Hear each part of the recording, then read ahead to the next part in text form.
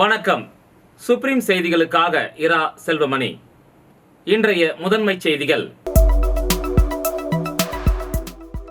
புதுவைக்கு வழக்கமான நிதியுடன் கூடுதலாக 254 கோடி ரூபாய் வழங்க வேண்டும். மத்திய நிதி அமைச்சர் நிர்மலா சீதாராமனுக்கு முதலமைச்சர் ரங்கசாமி கோரிக்கை. புதுச்சேரியில் பங்குச்சந்தையில் முதலீடு செய்தால் அதிக லாபம் கிடைக்கும் என கூறி இணைய வழியில் மோசடியில் ஈடுபட்ட பெண்ணை போலீசார் தேடி வருகின்றனர். வில்லியனூர் தேசிய நெடுஞ்சாலை அருகே வழிப்பறியில் ஈடுபட்ட 4 வாலிபர்களை வில்லியனூர் போலீசார் அதிரடியாக கைது செய்துள்ளனர். இனி விரிவான செய்திகள். புதுவைக்கு வழக்கமான நிதியுடன் கூடுதலாக ரூபாய் 254 கோடி வழங்க வேண்டும் என மத்திய நிதியமைச்சர் நிர்மலா சீதாராமனுக்கு முதலமைச்சர் ரங்கசாமி கோரிக்கை விடுத்துள்ளார். மத்திய நிதிநிலை அறிக்கை தாக்கல் செய்வதற்கு முன்பாக நிதி தொடர்பான ஆலோசனைக் கூட்டம் டெல்லியில் நடைபெற்றது. கூட்டத்தில் முதலமைச்சர் சார்பில் பொதுப்பணித்துறை அமைச்சர் லட்சுமி நாராயணன் பங்கேற்று முதல்வரின் கடிதத்தை அளித்தார். அந்த கடிதத்தில் புதுவைக்கு மத்திய அரசு ஆண்டுதோறும் வழங்கும் நிதியுதவியை குறைந்தபட்சம் 10% உயர்த்தி வழங்க வேண்டும். புதுவை மாநில சொந்த நிதியிலிருந்து காலி பணியிடங்களை நிரப்புவதற்கான செலவினங்களை மேற்கொள்ள முடியவில்லை. கடந்த 2024-2025 ஆண்டுக்கான வரவு செலவு திட்ட மதிப்பீடுகளில் இருந்து ஆண்டுதோறும் மத்திய அரசு வழக்கமாக வழங்கும் நிதியுடன் கூடுதலாக 254 கோடி ரூபாயை நிகழாண்டுக்கு கூடுதலாக வழங்க வேண்டும் என்று வேண்டுகோள் விடுத்துள்ளார். புதுச்சேரியில் 66% நகரமயமானதால் உள்கட்டமைப்பை மேம்படுத்தும் திட்டங்கள் அவசியமாகிறது. பிரான்ஸ் ஆதிக்கத்திலிருந்து நம் நாட்டுடன் புதுவை இணைந்து 70வது ஆண்டு விழா நடைபெறவுள்ள நிலையில் மத்திய அரசிடமிருந்து தேவையான நிதி ஆதரவை புதுவை அரசு பெறும் என நம்புகிறேன் என அதில் அவர் குறிப்பிட்டுள்ளார்.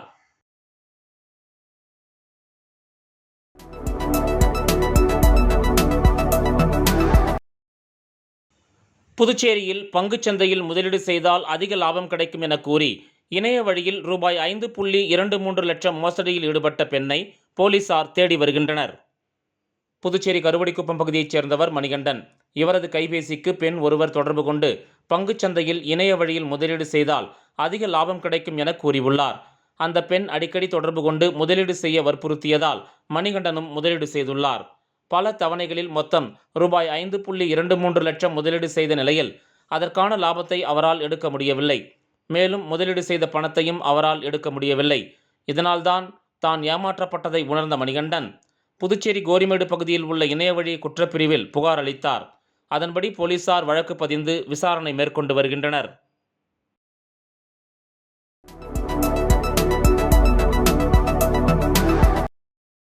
வில்லியனூர் தேசிய நெடுஞ்சாலை அருகே வழிப்பறியில் ஈடுபட்ட 4 வாலிபர்களை வில்லியனூர் போலீசார் கைது செய்தனர்.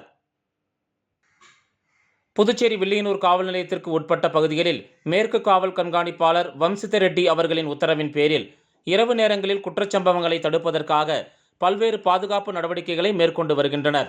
அதன் அடிப்படையில் வில்லியனூர் வட்ட ஆய்வாளர் ஆறுமுகம் மேற்பார்வையில் உதவி ஆய்வாளர் சரண்யா மற்றும் பொறுப்பு உதவி ஆய்வாளர் பெரியசாமி தலைமையிலான வில்லியனூர் போலீசார் இரவு நேரத்தில் தீவிர ரோந்து பணியில் ஈடுபட்ட போது சந்தேகத்திற்கு இடமளிக்கும் வகையில் சுற்றித் திரிந்த கனுவாப்பேட்டை பகுதியைச் சேர்ந்த ரஞ்சித் மற்றும் தமிழக பகுதியான காட்டேரிக்குப்பம் கிராமத்தைச் சேர்ந்த சுனில், சுபாஷ், மனோஜ் என்பதும் மேலும் பிடிபட்ட சுபாஷ் மீது சேதராப்பட்டு காவல் நிலையத்தில் கஞ்சா வழக்கு மற்றும் அரியாங்குப்பம் காவல் நிலையத்தில் கொலை முயற்சி வழக்கும் நிலுவையில் உள்ளதாகவும் 4 வாலிபர்களை மடக்கி பிடித்த போலீசார் தீவிர விசாரணை மேற்கொண்ட போது அவர்களிடமிருந்து கத்தி மற்றும் பயங்கர ஆயுதங்களை பறிமுதல் செய்து விசாரித்த போது 4 பேரும் வழிப்பறி கொள்ளையில் ஈடுபட்டது தெரிய வந்தது.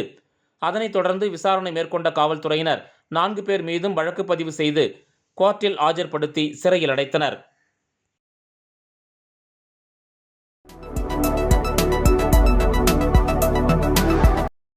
விஷ சாராயத்தால் பாதிக்கப்பட்டவர்களுக்கு ஒரு வேளைக்கு 600 ரூபாய் முதல் 1200 ரூபாய் வரை மருந்து மாத்திரைகளை வெளியில் வாங்கச் சொல்வதாக ஜிப்மர் நிர்வாகம் மீது புகார் தெரிவித்து உறவினர்கள் புலம்பும் வீடியோ வெளியாகி பரபரப்பை ஏற்படுத்தியுள்ளது. கள்ளக்குறிச்சியில் விஷ சாராயம் குடித்து உடல்நலம் பாதிக்கப்பட்ட 19 பேர் மற்றும் நோயாளிகளுக்கு உதவியாளராக வந்த ஒருவர் உட்பட 20 பேர் ஜிப்மர் மருத்துவமனையில் அனுமதிக்கப்பட்டனர். இதில் சிகிச்சை பலனின்றி 3 பேர் இறந்த நிலையில் மீதமுள்ள 17 பேர் சிகிச்சை பெற்று வருகின்றனர். இதில் 4 பேர் கவலைக்கிடமாக உள்ளதாக ஜிப்மர் நிர்வாகமும் தெரிவித்துள்ளது.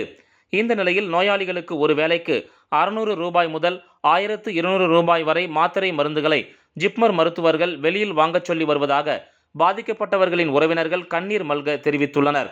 மேலும் நோயாளிகளுடன் உள்ள உறவினர்கள் கூறும்போது, தினமும் 600 ரூபாய் முதல் 1200 ரூபாய் வரை மருந்து மாத்திரைகளை ஜிப்மர் மருத்துவர்கள் வெளியில் வாங்கச் சொல்கிறார்கள் என்று மருந்து வாங்கிய ரசீதை காட்டி கண்ணீர் விட்டு அழுதனர்.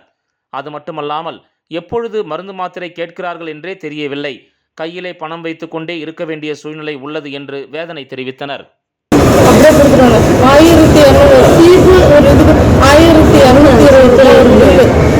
இந்த மாதிரி எந்த டைம் நாங்கள் கையில் காசு வச்சுக்கிட்டே இருக்கணும். நாங்கள் கூலி வேலைக்கு தான் நாங்கள் வாங்கணும். ஒரு காசு நல்ல காசு பார்த்துட்டு எல்லாருனாலும் எங்களுக்கு வந்து முழுசாக இப்போ வந்து மாதிரிலாம் ஒன்றும் பண்ண முடியாதுன்றாங்க.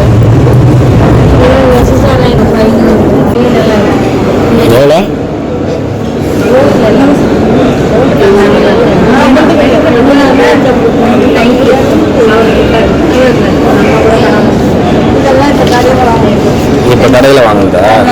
இன்னைக்கு நான் போனால் திருப்பி வேணும்னா நாங்கள் கடையில் வாங்கினது தான். ஊருக்குள்ளேயே நாங்கள் உட்காந்துருக்கோம்.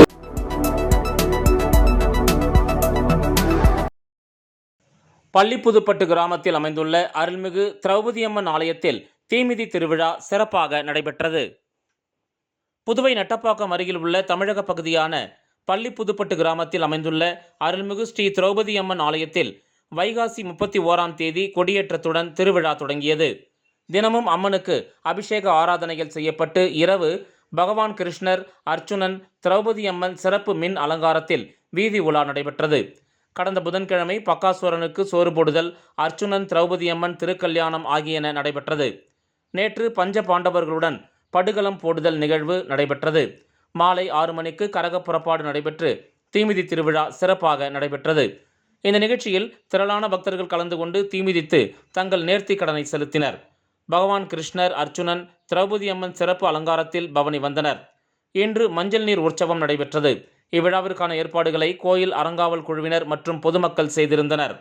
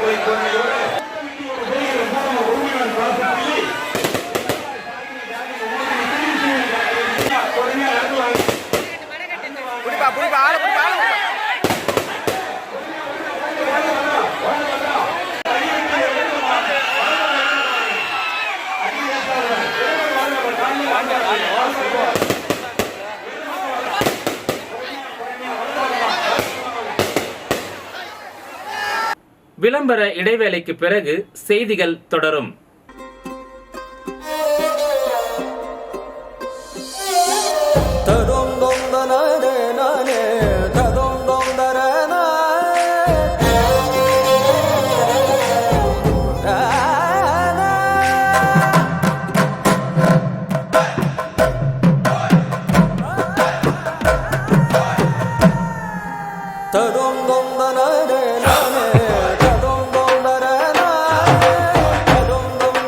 One India, one emotion.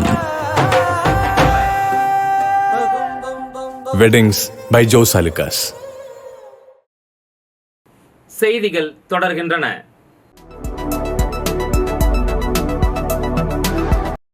Puducherry Manaveli தொகுதியில் குடும்பத் தலைவர்களை இழந்த 27 பேருக்கு அரசின் நலத்திட்ட நிதியுதவியை சட்டப்பேரவைத் தலைவர் செல்வம் வழங்கினார். புதுச்சேரி அரசின் வருவாய் பேரிடர் மேலாண்மை துறை மூலம் ராஜீவ்காந்தி சமூக பாதுகாப்பு திட்டத்தின் கீழ் குடும்பத் தலைவரை இழந்தவர்களுக்கான நிதியுதவி வழங்கப்பட்டு வருகிறது. அதன்படி புதுச்சேரியில் மணவெளி பேரவைத் தொகுதியில் 26 குடும்பங்களைச் சேர்ந்தவர்களுக்கு தலா ரூபாய் 30,000 ஒரு குடும்பத்துக்கு ரூபாய் 75,000 என மொத்தம் 8.55 லட்சம் உதவித்தொகை வழங்கப்பட்டது. இதற்கான அரசின் உத்தரவு நகலை பயனாளிகளுக்கு பேரவைத் தலைவர் செல்வம் வழங்கினார். இந்த நிகழ்ச்சியில் மாநில பாஜக விவசாய அணி தலைவர் ராமு கிருஷ்ணமூர்த்தி, முன்னாள் தொகுதி தலைவர் லட்சுமிகாந்தன், சக்திவேல், பாஸ்கர், முன்னாள் கிராம பஞ்சாயத்து தலைவர் ராஜா, துணைத் தலைவர் மணி உள்ளிட்டோர் கலந்து கொண்டனர்.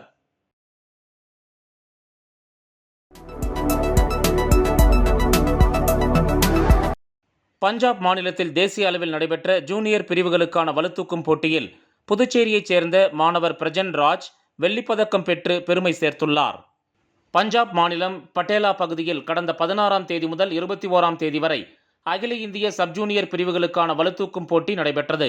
இப்போட்டியில் புதுச்சேரி மாநிலம் சார்பில் அமலோற்பவம் பள்ளியில் படிக்கும் மாணவன் பிரஜன் ராஜ் கலந்து கொண்டு 59 கிலோ எடை பிரிவில் வெள்ளிப்பதக்கத்தை வென்று புதுச்சேரிக்கு பெருமை சேர்த்தார்.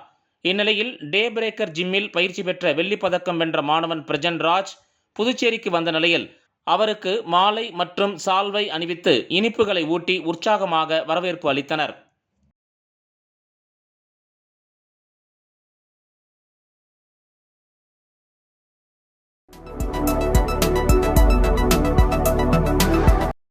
உலக யோகா தினத்தை ஒட்டி முத்தியால்பேட்டையில் நடைபெற்ற யோகா நிகழ்ச்சியில் பாஜகவினர் கலந்து கொண்டனர்.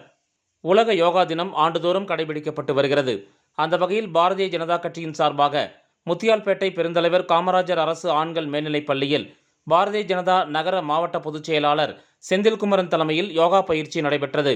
இதில் விளையாட்டு ஆசிரியர் மற்றும் தலைமை ஆசிரியர் மற்றும் பாரதிய ஜனதா நிர்வாகிகள் ரஞ்சித்குமார், சரவணன், ஹரிகரன், ராஜ்குமார், ஹர்ஷவர்தன் உட்பட பலர் பங்கேற்றனர்.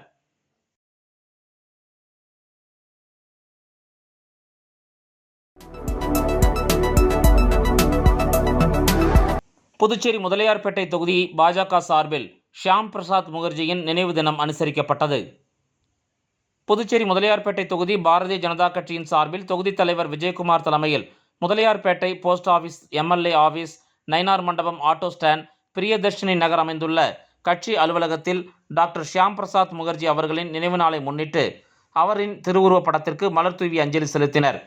மாநில செயலாளர் வெற்றி செல்வம் மற்றும் மாநில செயற்குழு உறுப்பினர் திருச்சந்திரன், நகர மாவட்ட செயற்குழு உறுப்பினர் மஞ்சுளா, தொகுதி நிர்வாகிகள் துரை கலியபெருமாள், ராஜா, உதயகுமார், முருகன், மூர்த்தி, ஆறுமுகம், செயற்குழு உறுப்பினர்கள், கிளை தலைவர்கள், சக்தி கேந்திர பொறுப்பாளர்கள் மற்றும் அனைத்து அணி நிர்வாகிகள், மகளிர்கள் என அனைவரும் இதில் கலந்து கொண்டனர்.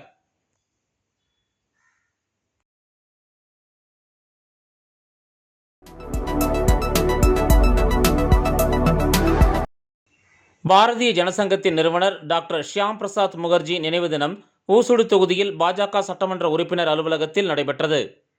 ஊசுடு தொகுதியின் சட்டமன்ற உறுப்பினரும் குடிமைப்பொருள் வழங்கல் மற்றும் நுகர்வோர் விவகாரங்கள் துறை அமைச்சர் சாய் ஜே சரவணன்குமார் ஆணைக்கு இணங்க தொகுதி ஒருங்கிணைப்பாளர் சாய் தியாகராஜன் வழிகாட்டுதலின்படி தொகுதி தலைவர் ஐயனார் ஏற்பாட்டில் பாரதிய ஜனசங்கத்தின் நிறுவனர் ஷியாம் பிரசாத் முகர்ஜி நினைவு தினம் ஊசுடு தொகுதிக்கு உட்பட்ட 10 கண்ணு சட்டமன்ற உறுப்பினர் அலுவலகத்தில் நடைபெற்றது.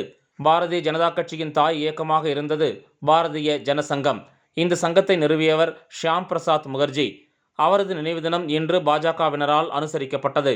இந்த நிகழ்ச்சியில் அலங்கரிக்கப்பட்ட டாக்டர் ஷியாம் பிரசாத் முகர்ஜி உருவப்படத்திற்கு பாஜக தொகுதி தலைவர் ஐயனார் தலைமையில் மாலை அணிவித்து மலர் தூவி மரியாதை செலுத்தப்பட்டது. இந்த நிகழ்ச்சியில் பொதுச் செயலாளர் முத்தாலு, முரளி, சிவசங்கர் உட்பட கேந்திர பொறுப்பாளர்கள், கிளை தலைவர்கள், செயற்குழு உறுப்பினர்கள், பாஜக நிர்வாகிகள் என ஏராளமானோர் கலந்து கொண்டு அலங்கரிக்கப்பட்ட திருவுருவப் படத்திற்கு மலர் தூவி மரியாதை செலுத்தினர். மீண்டும் முதன்மைச் செய்திகள். புதுவைக்கு வழக்கமான நிதியுடன் கூடுதலாக 254 கோடி ரூபாய் வழங்க வேண்டும். மத்திய நிதி அமைச்சர் நிர்மலா சீதாராமனுக்கு முதலமைச்சர் ரங்கசாமி கோரிக்கை. புதுச்சேரியில் பங்குச்சந்தையில் முதலீடு செய்தால் அதிக லாபம் கிடைக்கும் என கூறி இணைய வழியில் மோசடி. மோசடியில் ஈடுபட்ட பெண்ணை போலீசார் தேடி வருகின்றனர். வில்லியனூர் தேசிய நெடுஞ்சாலை அருகே வழிப்பறியில் ஈடுபட்ட 4 வாலிபர்களை வில்லியனூர் போலீசார் அதிரடியாக கைது செய்துள்ளனர். இந்த செய்தி அறிக்கை இத்துடன் நிறைவு பெறுகிறது. வணக்கம்.